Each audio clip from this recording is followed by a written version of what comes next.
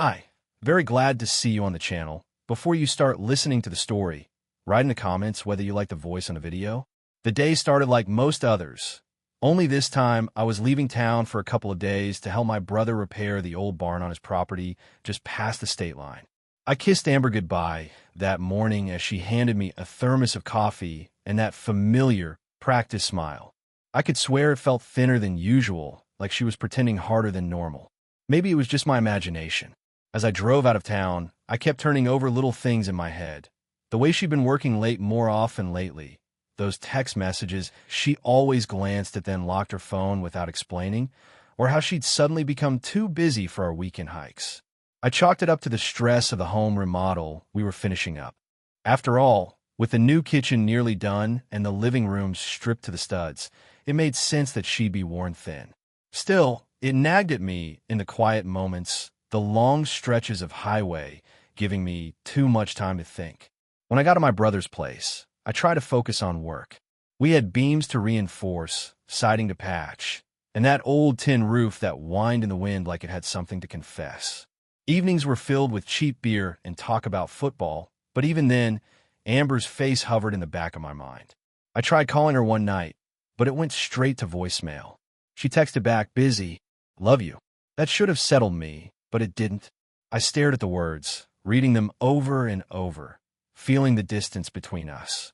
2 days later, I packed up early, telling my brother I had to get back before the contractor came to install the new countertops. The drive home was quiet except for the hum of the tires and the occasional rattle of my toolbox in the back seat. As I pulled onto our street, I noticed Amber's car parked in the driveway. Nothing unusual about that, but then I spotted another car, Hank's old Ford, parked a little too close to the garage like he was trying to be discreet and failing. My stomach twisted. Hank was my boss, the owner of the restaurant where I'd been working for 6 years, and he wasn't the type to make social visits. Still, I shook it off. Maybe he was dropping off invoices or picking up leftover wine from the last tasting event Amber had helped organize. I grabbed my wallet from the truck and headed inside. The house smelled like fresh coffee and vanilla, like Amber had just baked something, but the kitchen was empty. I called out, "Amber." No answer. I walked through the house, room by room, my steps slow, try not to jump to conclusions. Then I noticed the door to the upstairs office, the one we barely used, slightly ajar, and laughter trickling down the stairs. I paused. There was no mistaking Hank's voice, that gruff, cocky tone I'd heard too many times during staff meetings. My heart hammered in my chest, but I kept walking past the office door straight out the back to the driveway. I didn't need to see more, not yet. From the parking lot, I glanced up at the office window, and there it was, the reflection. Amber, close to Hank, closer than two people with no business being that close should be. I could barely make out the details, but the shape of it was enough. I stood there for a long minute, jaw tight, my hands trembling. The urge to storm in and demand answers surged through me, but I forced it down. Instead, I turned, walked back to my truck, and sat behind the wheel. Rage and betrayal mixed into something sharp and quiet. I knew right then that I wasn't going to scream or throw things. No, this called for patience, for something colder. As I stared at the empty road ahead of me, a different kind of plan started forming, and it felt more satisfying than any outburst could ever be. The next morning, I acted like nothing was wrong. Amber woke up before me, humming in the kitchen like someone without a care in the world. The smell of bacon and biscuits filled the air as if she were trying to play the doting wife. I sat at the table, watching her move around the kitchen, and tried to pinpoint if anything felt different, if she was carrying guilt or if she'd already justified what I saw in her mind. "Sleep okay?" she asked, flashing me that same smile, sweet but suddenly unbearable. "Yeah," I said, keeping my voice steady. "Didn't even hear you come to bed." She shrugged it off, setting a plate in front of me like everything was fine. But I wasn't hungry for biscuits. I was hungry for the truth, and I already knew I wasn't going to get it from her mouth. That afternoon, after Amber left for work, I started snooping. Not the proudest moment, but I was beyond worrying about pride. While moving boxes from the guest room closet, I found a small gift bag tucked behind an old stack of magazines. Inside was a fancy bottle of bourbon, the kind Hank loved but could never find at the local liquor store. A handwritten note slid out when I picked it up. For those long nights together, my chest tightened, but I refused to let anger win. I stared at the bottle, turning it over in my hands. This wasn't just evidence. This was opportunity. I decided on the spot I wasn't going to confront her. Not yet. Instead, I turned the tables.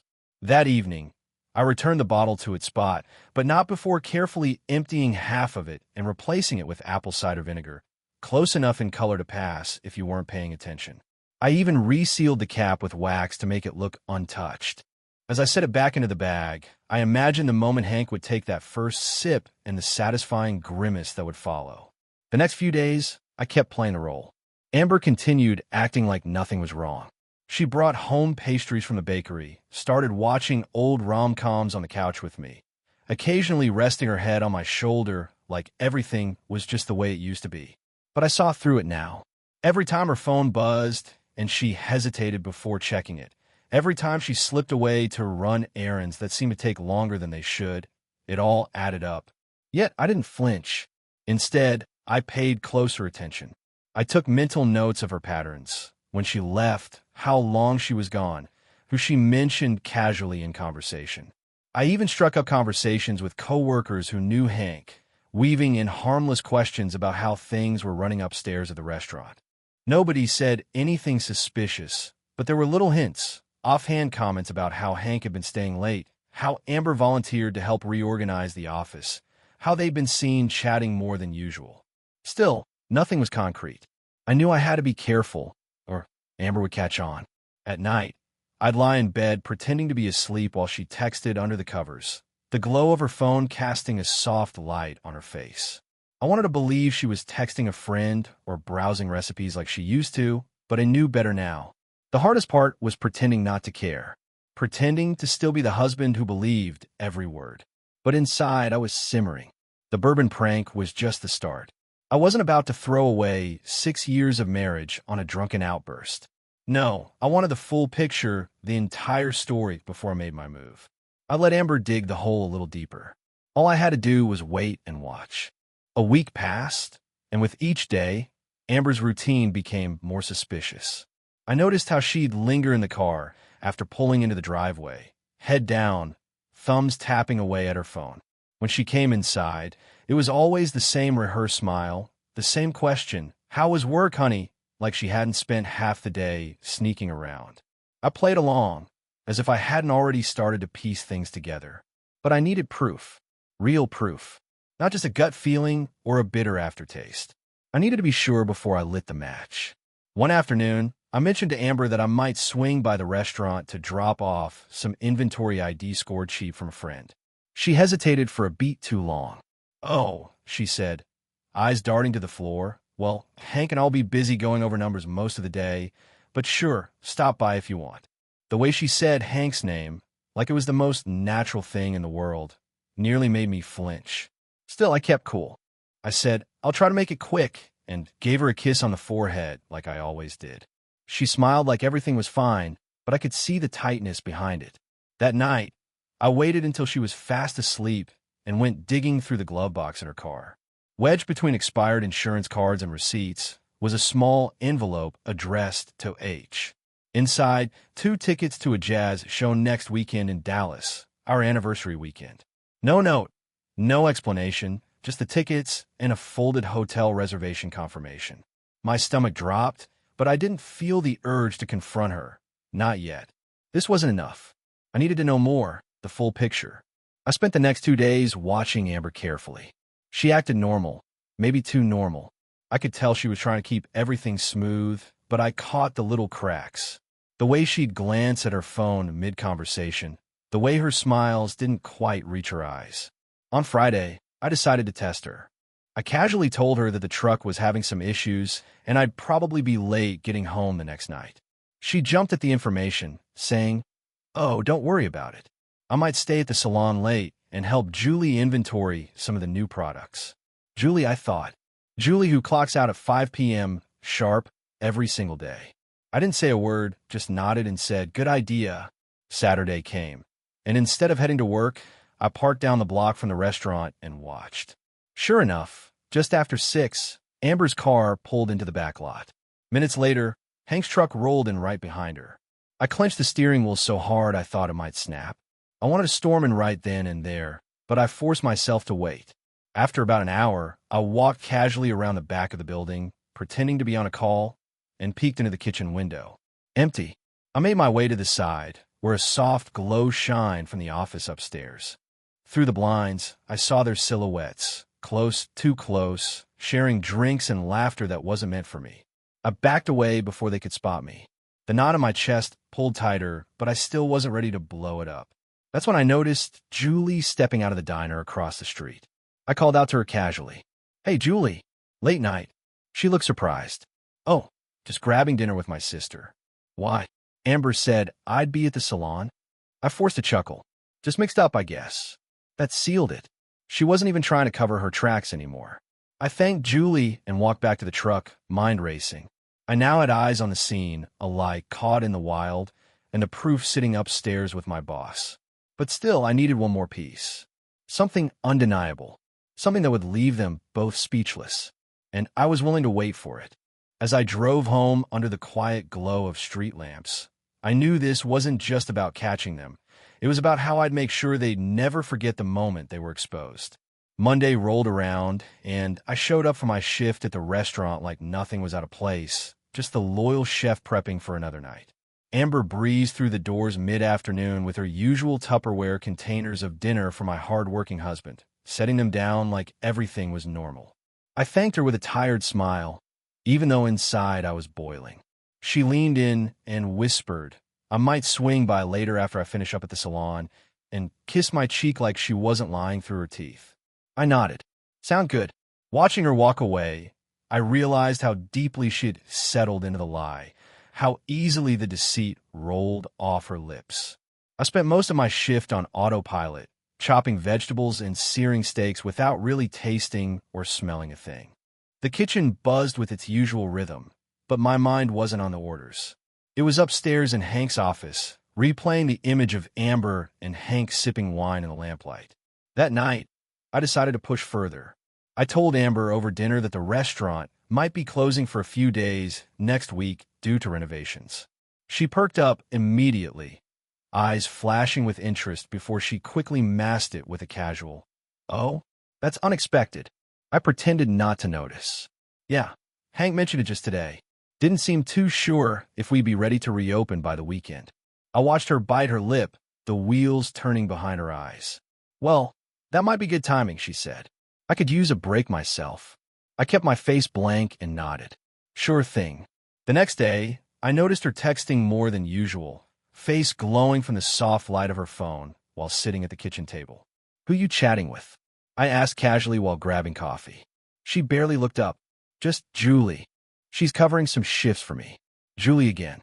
The same Julie who had no clue she was being used as an alibi. I said nothing more and kissed her on the head before heading out. The cracks were getting wider. That evening, I accidentally left my wallet in the truck and doubled back after locking up the kitchen. I spotted Amber's car parked in the far corner of the lot, the driver's seat empty. Hank's truck was there too, parked close enough to leave no doubt. I ducked into the shadows behind the dumpster and waited, breathing in the smell of fried food and exhaust. About 30 minutes later, I heard them laughing as they stepped outside together, their silhouettes framed by the soft glow of the street lamp.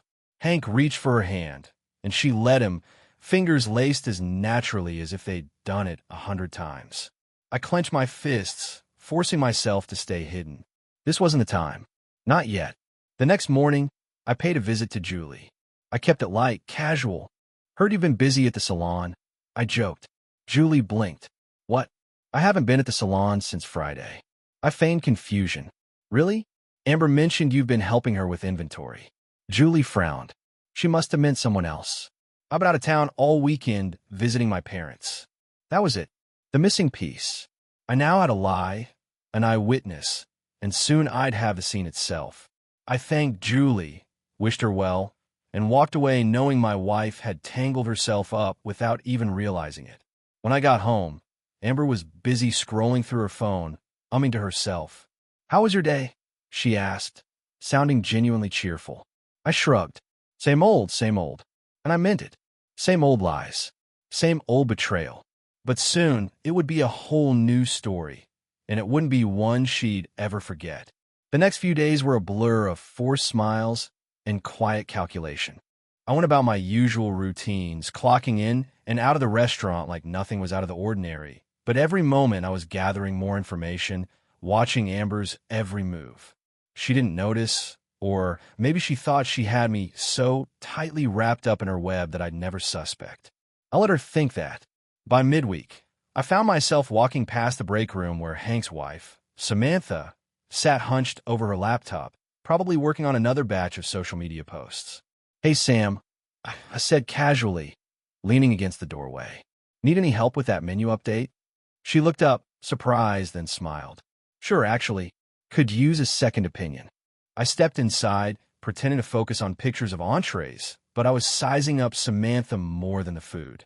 She wasn't the type to make a scene, but you could see in her eyes that she was sharp, more observant than she let on. As we chatted about font sizes and photo filters, I dropped a small hint. "You and Hank still planning that anniversary trip?" Her fingers froze over the keyboard. "He mentioned it's been tough finding the time," she said softly, avoiding my eyes. Bingo. I didn't press. Not yet. But I could tell she knew something was off, just like I did. Later that night, Amber was unusually chipper, flitting around the kitchen while she made spaghetti like she hadn't just spent hours behind my back planning her next rendezvous. "You know," she said, tossing a salad with a grin, "we should host a little housewarming now that the remodel's done. Invite everyone from the restaurant." I blinked, surprised. "Yeah, that's a great idea. The perfect idea." She was practically handing me the stage for her own downfall. "I'll even invite Amy," she added, not catching the shift in my expression. Amy was our recently divorced neighbor who'd always been friendly, maybe a little too friendly sometimes, but I had never given it much thought until now. "Sure," I said with a smile. "Let's make it a night to remember." Over the next couple of days, I made sure everything was set. I reached out to Samantha privately and hinted there were things about Hank she might want to know. She agreed to meet me for coffee, and by the time I showed her the footage I had gathered, those little glances, the late-night arrivals, and the damning moment I saw from the parking lot, she wasn't shocked. "Hurt, yes, but not shocked." "I knew it," she whispered, staring at the screen. I just didn't want to believe it. I could see the shift in her right then. The heartbreak hardened into resolve. "What's your plan?" she asked. I smirked. "I think it's time we give them a night they'll never forget." Saturday arrived, and the house looked spotless.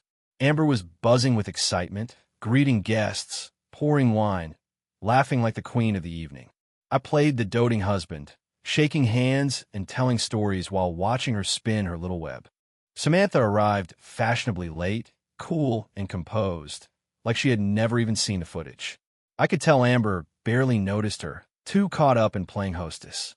The night wore on, drinks flowed, and eventually the crowd settled into the living room for toasts and small talk. It was in that lull, when everyone was just comfortable enough, that I made my move. "Hey, Sam," I called across the room. "Can you help me with something upstairs?" Amber turned, confused. "What's up?" I shrugged. "Just need to grab something from the storage room." Samantha played it perfectly, smiling and standing without hesitation. We disappeared upstairs, leaving the door cracked just enough. I didn't have to say a word. I knew Amber's eyes followed us, and more importantly, so did half the guests who started whispering. For the next 15 minutes, we stayed up there, purposefully letting time stretch, knowing the tension below would mount like steam in a pressure cooker.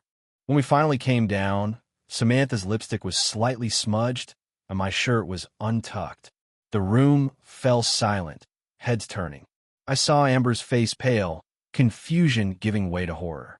I cleared my throat and raised my glass. "Since the office is always booked," I said, locking eyes with Hank, "we found another cozy spot." Gasps filled the room. Samantha remained silent, arms crossed, while Amber's jaw fell open. Hank tried to stammer something, but nothing came out. The night was officially over for them. But for me, it had just begun. The fallout from the party wasn't quiet. The next morning, Amber barely spoke a word to me as she packed an overnight bag, slamming drawers and cabinets harder than necessary. I played dumb, sipping coffee on the porch like I hadn't just pulled the rug out from under her entire facade. She left without even saying goodbye, probably off to find solace with Hank or anyone else willing to feed her ego. I didn't care. In fact, I welcomed it. With Amber gone, I had space to breathe, space to think. Samantha and I met up later that day at the local diner, slipping into a booth in the corner. "You sure you're up for this?" she asked, stirring her coffee absently. "You bet," I said. They wanted to play dirty. Let's show them how it's done. The next few days were a whirlwind. Word about the party spread like wildfire among the staff and regulars. Every time I stepped into the restaurant, whispers followed. Samantha, surprisingly composed, kept her usual role as social media manager, but began dropping subtle posts hinting at change. Photos of her and me adjusting menus, laughing behind the bar, even mock-ups of dishes that weren't on Hank's menu. It wasn't long before servers started asking questions. "You two opening a place? Where's Amber been lately?" I shrugged off the questions, letting curiosity do half the work. Meanwhile, I spent my evenings finalizing details with the property owner of a vacant spot just 2 blocks from the restaurant. I wasn't just walking away. I was stepping into direct competition. Samantha and I carefully selected a team, staff who had quietly confessed their loyalty after years of watching Hank's antics. The sous chef, 2 bartenders, and even the dishwasher were all ready to jump ship. All I needed was one more piece of ammunition. That's when fate handed it to me.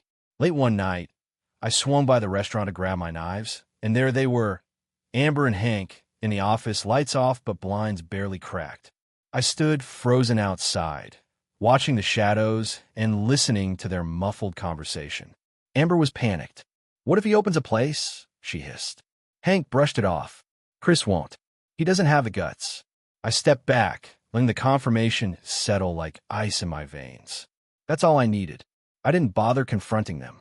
Instead, I returned home and doubled down on preparations. The next morning, I printed a help wanted sign that read, "Now hiring for the Better Bistro. Opening soon." I slipped it into the diner's front window. By the end of the day, everyone knew. Staff quit Hank's restaurant in droves, and Amber must have figured out fast that the joke was on her.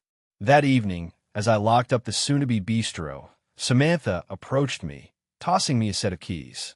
"You ready for this?" she asked. "Been ready," I said, pocketing them. "Let's give him a grand opening they'll never forget."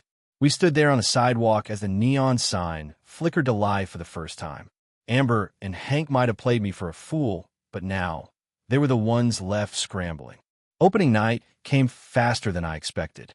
The Better Bistro, lit up with soft amber lights and packed with the aroma of freshly baked bread and simmering sauces, felt like a dream finally realized. Samantha stood beside me in the kitchen, sleeves rolled up, directing our team like a seasoned general. We had our best servers on the floor, the bar fully stocked, and a full house of reservation from locals curious about the buzz we had quietly stirred up for weeks. I felt the tension melt away, replaced by an energy I hadn't felt since I first fell in love with cooking. We were alive. The chatter of satisfied customers, clinking glasses, and upbeat music filled the room. Samantha and I worked seamlessly together, anticipating each other's moves like we'd done this for years. Even the young dishwasher, who once dreaded shifts under Hank's thumb, grinned as he worked, proud to be part of something that actually meant something. Then, right on cue, the front door chimed. I didn't need to look up. I could feel Amber's presence like a chill down my back. Sure enough, she walked in, arm in arm with Hank, both trying too hard to look casual, like they hadn't spent the last few weeks watching their empire crumble. Samantha nudged me. "Showtime," she said under her breath. I nodded. We kept working like we didn't even see them. Our servers handled their table without a hiccup, and the regulars at the bar were too busy enjoying themselves to give Amber and Hank the attention they clearly craved. It was like they'd wandered into someone else's dream and realized too late they didn't belong. I watched as they strained to smile, pretending to enjoy their overpriced bottle of wine. But there was no mistaking the look of defeat in Hank's eyes when he glanced around the room and recognized half his former staff. Amber fidgeted, barely touching her food, eyes darting towards Samantha and me every few minutes. I wasn't going to give her the satisfaction of confrontation. The best revenge was happening right before her eyes. As the night carried on, our patrons raised glasses to toast the new bistro. Samantha stood up and said, "To fresh starts and good company." Everyone cheered, except for two people sitting stiffly near the back. When the crowd quieted, I grabbed the mic from Samantha. "And to anyone worried we're just another restaurant," I said with a grin, "don't be. We're family here. We built this together, and no one's taking it from us." Another round of applause erupted. Amber stood up suddenly, muttering something to Hank before rushing out the door. He trailed after her like a beaten dog. I set the mic down and returned to the kitchen without missing a beat. As the night wound down, I caught Samantha watching me from across the room. We didn't need to say anything. We both knew this wasn't just a win. It was the kind of justice that didn't require shouting or slamming doors. It was built slowly, served hot, and garnished with dignity. Later that night, as we closed up, I stood alone in the empty dining room. The soft glow from the pendant lights above each table felt like a quiet victory. The storm was over, and I was still standing. 2 weeks passed since opening night, and things only got better. The Better Bistro was thriving, locals returned night after night, and new faces kept filling the tables. Word spread fast in a town like ours. What surprised me most wasn't just the business success, it was how light I felt. I had spent months carrying the weight of betrayal, rehearsing angry confrontations in my head, but I realized I didn't need them anymore. I wasn't clinging to the past. I was writing something new. Samantha and I fell into a comfortable rhythm, both at work and after hours. We weren't rushing anything, but I could tell she felt it too. That quiet understanding, the kind that doesn't need words to explain. I wasn't naive. I knew we were both healing in our own ways, but there was something honest about the way we shared space. One crisp Saturday morning, as I was slicing fresh herbs behind the counter, the door creaked open. I didn't need to look up. I knew the sound of Amber's boots on the old floorboards. "Chris," she said, soft like she wasn't sure I'd even answer. I kept chopping. "We're closed for another hour. I'm not here to eat." She stepped closer, nervously wringing her hands. I wanted to talk." I finally glanced at her. She looked smaller somehow, as if the weight of everything had finally caught up. "Make it quick," I said, not unkindly, just steady. "I messed up," she blurted. I thought you'd never find out. And when you did, I thought maybe you'd yell, maybe we'd fight it out," and then she trailed off. "Then what?" I asked, setting the knife down. "We go back to normal?" "I don't know," she snapped, then immediately softened. I miss you. I miss us." She looked around the bistro like it was some rival she couldn't compete with. "You're different now. Happier. Because I'm free," I said. Free of pretending. Free of wondering what's behind every late shift or quiet text. She wiped at her eyes. "Is there any chance you'd forgive me?" I leaned against the counter, arms crossed. "You didn't come here for forgiveness. You came here because you lost." Her eyes widened. "What?" "You lost the thing you took for granted," I said calmly. "And you thought maybe you could patch it up with a few tears and empty words." "It's not like that. It's exactly like that." My voice stayed steady, even as hers trembled. "You lied. You cheated. You made me feel like I wasn't enough, and now you're standing here asking for another shot?" "No." She stepped back, blinking rapidly. "Chris, please. You need to go, Amber." I walked around the counter, opening the door for her. "Whatever you thought you could salvage, it's gone." She stood frozen for a second, then stumbled out into the cold. I didn't slam the door. I didn't shout. I simply closed it behind her and turned the lock. Samantha stood at the top of the stairs, arms crossed, watching everything unfold. I hadn't even noticed her come down. "You okay?" she asked. I took a breath. "Yeah," I said. "For the first time in a long time, I actually am." She nodded, giving me a small, proud smile before returning upstairs to prep for the lunch rush. I stayed there for a minute, leaning against the door, not with sadness, but with relief. I didn't need Amber's apology. I didn't need her explanations. I needed exactly what I had: peace, purpose, and the promise of something better, whatever it turned out to be. It's funny how life settles in a place when you stop trying to force it. The weeks after Amber's visit passed like a quiet exhale, steady and calm. The Better Bistro wasn't just surviving, it was thriving. Locals started referring to it as our spot, and Samantha and I found ourselves at the center of a small but loyal community that appreciated good food, honesty, and a place where you could feel at home. I woke up earlier these days, not because I had to, but because I wanted to. Morning walks down by the river became part of my routine, letting the fog lift off the water while I sipped coffee from the thermos Samantha gifted me. No alarms, no rushed mornings, just the sound of birds and the occasional fisherman waving from distance. The best part? I wasn't looking over my shoulder anymore. One evening, as I was restocking the pantry, Samantha stepped into the kitchen holding a stack of mail. She dropped a thick envelope on the counter. "From a lawyer," she said. I raised an eyebrow, dried my hands, and opened it. Divorce papers. Clean, simple, and already signed on Amber's end. No notes, no scribbled apologies, just legal closure. "Guess that's that," I said, sliding the papers back into the envelope. Samantha didn't ask if I was okay.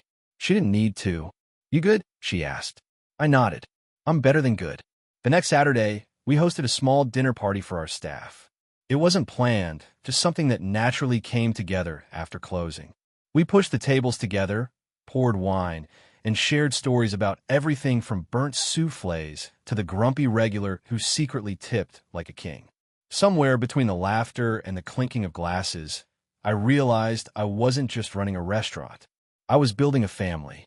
Later that night, after everyone left, Samantha and I sat outside on the back steps. The stars were out in full, the kind of clear night you only get once every so often. She nudged me with her shoulder. "You look content," she said. I chuckled.